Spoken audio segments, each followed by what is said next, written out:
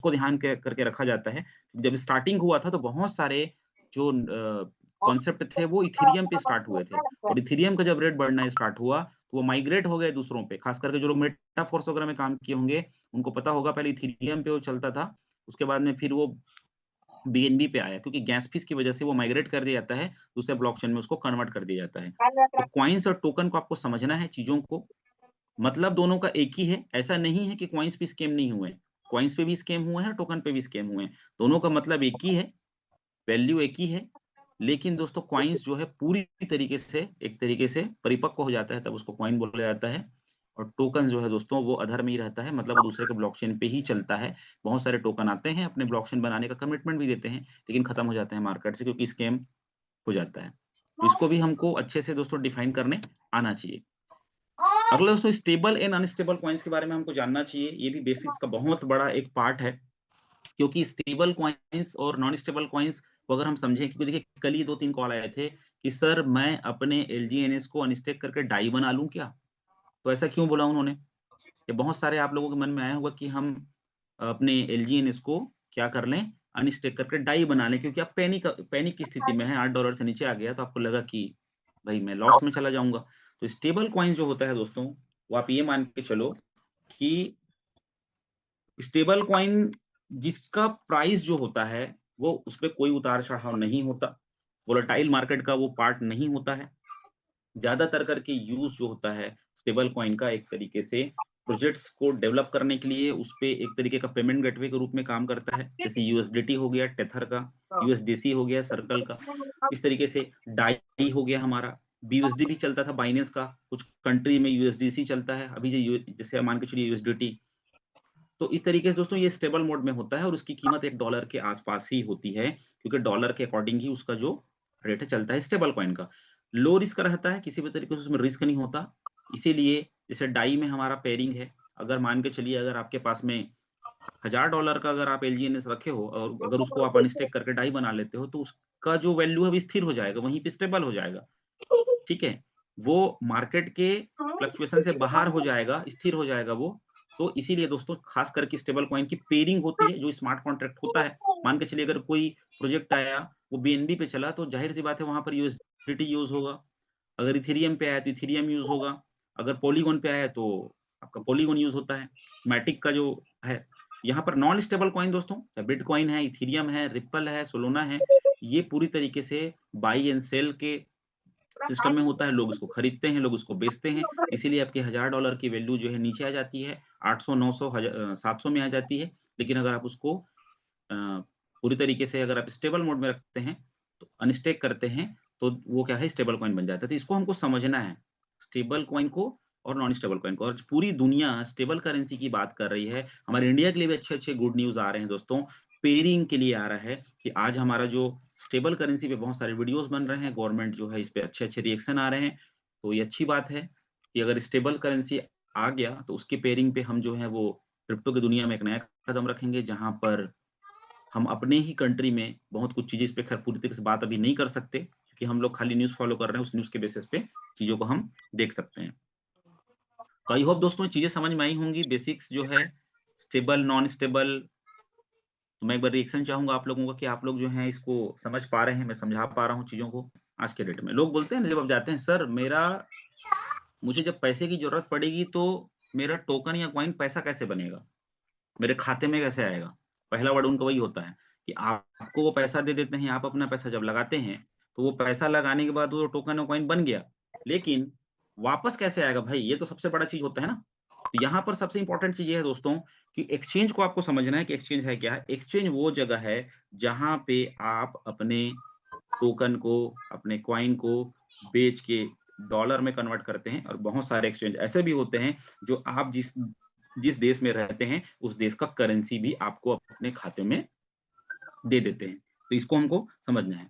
तो एक्सचेंज के बिना दोस्तों आज के डेट में ये मान के चलो कि आप अपने क्रिप्टो को पैसे में कन्वर्ट नहीं कर सकते, क्योंकि इंडिया में रेगुलेशन बन रहा है। यहाँ पर किसी भी तरीके से जो क्रिप्टो है, वो लीगल टेंडर में नहीं है। मतलब आप किसी क्रिप्टो से कोई चीज़ बाई सेल तो नहीं कर सकते, लेकिन उसमें आप इन्वेस्ट करके, अपने नॉलेज लेकर के, अपने खुद की मर्ज़ी से इन्वेस्ट करके आप वहाँ पर प्रॉफ़िट लॉस आप जो भी जनरेट करेंगे, और बाद में उसको क्या करेंगे अपने लोकल करेंसी में उसको कन्वर्ट करेंगे, तो वो जो जगह आपको कन्वर्ट करके देता है उसको बोलते हैं एक्सचेंज।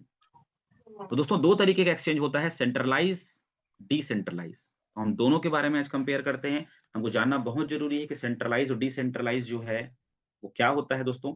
यहाँ पर देखिए, सबसे पहले हम लोग देखते हैं सेंट्रलाइज़ एक्सचेंज के बारे में, ठीक है?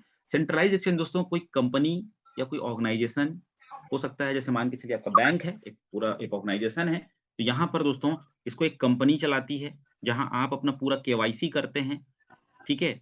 आप पूरी तरीके से आप क्या करते हैं वहाँ पर अपने टोकन्स को लेकर के आप बाई सेल कर सकते हैं, ट्रेड कर सकते हैं, पूरे वॉल्यूम के साथ में लोग आते हैं वहाँ पे।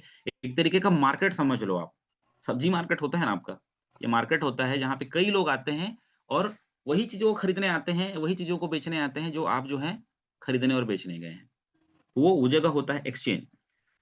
तो दोस्तों सीधी-सी बात है कि जितने भी सेंट्रलाइज़्ड एक्सचेंज है, वहाँ पर प्रॉपर केवाईसी होगी। जैसे बाइनेंस है, वजीरेक्स है, कुकॉइन है, बहुत सारे आपका कॉइनस्विच कुबेर है इंडिया में, जहाँ पर प्रॉपर केवाईसी होगी। ज़्यादातर करके सेंट्रलाइज़ेशन क्या करता है, फंड को होल्ड करके रखते हैं अपना। आपका फंड को वो होल्ड करके रखेंगे। एक तरीके से कस्टोडियन वॉलेट बना के देते हैं वो, यानी अधिकार जो है उसके क्षेत्र में होता है। ठीक है? इस पे 1-2 माइनस पॉइंट ये बोल सकते हैं कि गवर्नमेंट का जो रूल्स रेगुलेशन है वो भारी पड़ सकता है। अगर किसी कंट्री में है, तो रूल्स रेगुलेशन भारी पड़ सकता है। जैसे बाइनेंस थोड़े दिनों पहले आज से लगभग 1 साल पहले उसको इंडिया में बैन कर दिया गया था, यानी प्ले स्टोर से डीलिस्टेड कर दिया गया था, खाली वेब लिंक पे चल रहा था। फिर उसका जो भी रूल्स रेगुलेशन था उसके हिसाब से उसको फिर से मौका दिया। हैक होने का डर होता है सेंट्रलाइज़ में, बहुत सारे जैसे कि वजीरेक्स का जो केस गया था चेन्नई हाई कोर्ट में, जहाँ पर उसके फंड गायब हो गए थे इथेरियम के एक यूज़र के। दोस्तों पूरी तरीके से इस टाइप की चीज़ें हैं जो एक पूरे तरीके से कंपनी उसको क्या करती है, कंट्रोल करती है। लेकिन बाइनेंस के बारे में बोलना चाहूँगा, बाइनेंस एक ऐसा एक्सचेंज है जो ट्रस्ट का दूसरा नाम है, ठीक है? ट्रस्ट पहला नाम है, दूसरा नाम बाइनेंस है, जो आज तक कभी भी वहाँ पर किसी भी तरीके से कोई भी गलतियाँ नहीं हुई। वहाँ पे पीयर टू पीयर गलतियाँ हो सकती हैं, लेकिन बाइनेंस जो है, आज के डेट में लीडिंग है पूरे वर्ल्ड का, जो किसी भी कंट्री में आप रहते हैं, आपको वहाँ से एक्सचेंज हो सकता है। दोस्तों डेक्स के बारे में हम बात करेंगे, डिसेंट्रलाइज़्ड एक्सचेंज के बारे में, जहाँ पर पूरी तरीके से ब्लॉकचेन पे चलता है ये। लिक्विडिटी प्रोवाइडर होता है, जहाँ पर आप with in a second swap कर सकते हैं अपने फंड को, जो भी आपका जो जिस प्रोजेक्ट पे आप काम कर रहे हैं, ठीक है? सबसे इम्पोर्टेंट चीज़ दोस्तों, कोई भी डिसेंट्रलाइज़्ड एक्सचेंज बिना डिसेंट्रलाइज़्ड ऐप के बिना नहीं चल सकता। आपको कनेक्ट करना ही पड़ेगा। जैसे हमारे एलजीएस में देखिए, ऑलरेडी हमारे इंटरफ़ेस में डिसेंट्रलाइज़्ड जो हमारा यूनिस्वैप है, ऑलरेडी वहाँ पर क्विकस्वैप है, पैनकेकस्वैप है, इस तरीके के जो एक्सचेंज होते हैं, सुज़ीस्वैप है, आप लिस्टिंग निकाल के देख लीजिएगा। आप जब अपने टोकन पॉकेट को ओपन करते हैं, जहाँ पर आप इंटर करते हैं, जहाँ पे वेब लिंक उसके पहले ही उनके अलग-अलग इंटरफ़ेस बना के दे दिए गए हैं। चाहे वहाँ से आप कनेक्ट हो जाओ, चाहे आप डायरेक्ट हमारा जो सिस्टम है origindefi.io, वहाँ पर हमको पर्टिकुलर बना के दिया गया है, जो बाय सेल का जो ऑप्शन है, वहाँ जाके देखेंगे, तो वहाँ लिखाता है नीचे में कि this transaction is by Uniswap, ठीक है? क्विकस्वैप सॉरी। तो इस तरीके से जो डिसेंट्रलाइज़्ड एक्सचेंज है, वहाँ पर गलतियाँ नहीं होती क्योंकि वो ऑटोमेशन पे चलता है।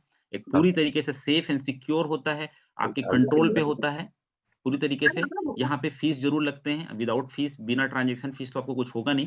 लेकिन सेंट्रलाइज़्ड एक्सचेंज और डिसेंट्रलाइज़्ड एक्सचेंज में यही है कि मैक्सिमम जो डिसेंट्रलाइज़्ड कॉन्सेप्ट होते हैं, वो डिसेंट्रलाइज़्ड एक्सचेंज पे ही लिस्टेड होते हैं और वही ट्रस्ट होता है। स्कैम होने का नहीं के बराबर चांस होता है उसमें। तो हमको ये जानना चाहिए और प्राउडली हमको ये चीज़ को समझना चाहिए दोस्तों कि हमारा जो प्रोजेक्ट है वो क्विकस्वैप डिसेंट्रलाइज्ड एक्सचेंज पे लिस्टेड है। आने वाले समय में और भी एक्सचेंजेस पे वो आ सकते हैं, लेकिन हमको इसके अंतर को समझना पड़ेगा कि विद इन अ सेकंड आप जो है दोस्तों वहाँ पर अपने फंड को स्वैप कर सकते हैं, ट्रेड कर सकते हैं। तो आई होप ये चीज़ें आपको समझ में आई होंगी।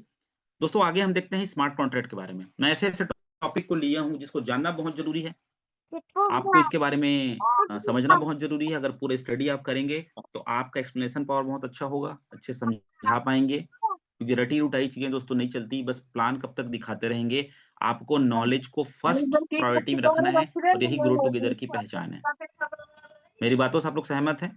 कितने लोग सहमत हैं? एक बार रिएक्शन चाहूँगा मैं, कि स्टडी जो है दोस्तों वो बहुत ज़रूरी है और ये जो टॉपिक्स हैं, जितने भी